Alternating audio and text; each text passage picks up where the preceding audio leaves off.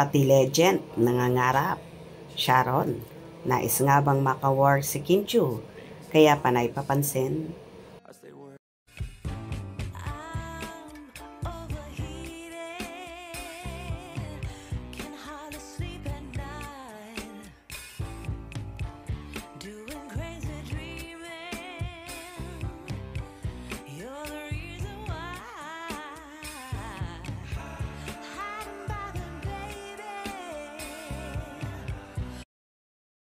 Bulong-bulungan ang kumalat kamakailan na pagdalaw ni megastar Sharon Cuneta sa non-time show na It's Showtime, kung saan may taping sila ng kanilang show.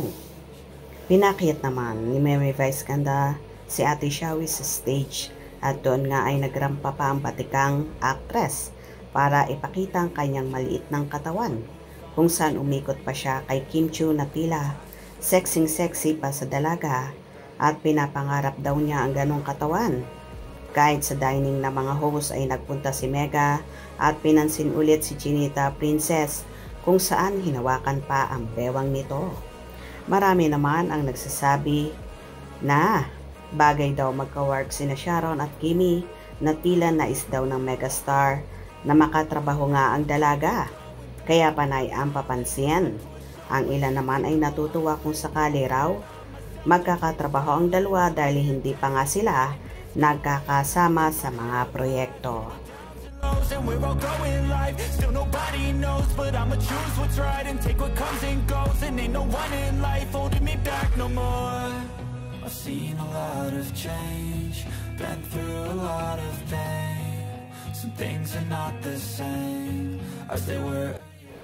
Nakita naman ng mga Sharonian fans ang pagiging close ni megastar kay Kimi, kaya naman daw susuportahan na rin nila ang teleserye ni Kim, ang The Alibi series, na ipalalabas na nga ngayong November 7, 2025 sa Prime Video PH. Sana magkatotoo, blockbuster yan. Sana nga magka-work sila together, wish ni Sharon. Makatago sa likod ni Kimi. Wish ko rin po, mama ni Kim si Miss Sharon. Bagay naman ang dalawa na gumawa ng pelikula na magkasama, yung True Stories, kay Eman Atienza. Sana she can be her mom. Parang gusto ni Mega na makasama sa movie ang Kim Chiu. Alam niyang sikat pero may something siya. Date dyan kay Kim Chiu dahil sa anak niya na si Casey at Paolo before. Napansin ko lang nung nag-guest din siya sa Showtime, di niya masyadong nilalapitan ang Kim Chiu. Pero now, super dikit siya. Hehehehe. Na-observe ko lang po. Minaliit yata noon yan si Paolo. Totoo, maski si Kim. Nang mag-guest din siya sa Showtime noon, minaliit din si Kim. Inisnab nga. Tawang nakakainsulto. Napanood ko ang episode na yon. Nung high school ako, Shawi ako, gang mga anak si Sharon kay Casey. Pero ngayon, Kimi na at Paolo. Oo nga, sana mag-ina sila sa movie. Yung tipong pasaway si Kim. Cute yan. Parents sila. Maganda. Okba, Mega, and the Superstar. Soon, magka-work. Muntik na maging mother-in-law ni Paolo yan si Sharon.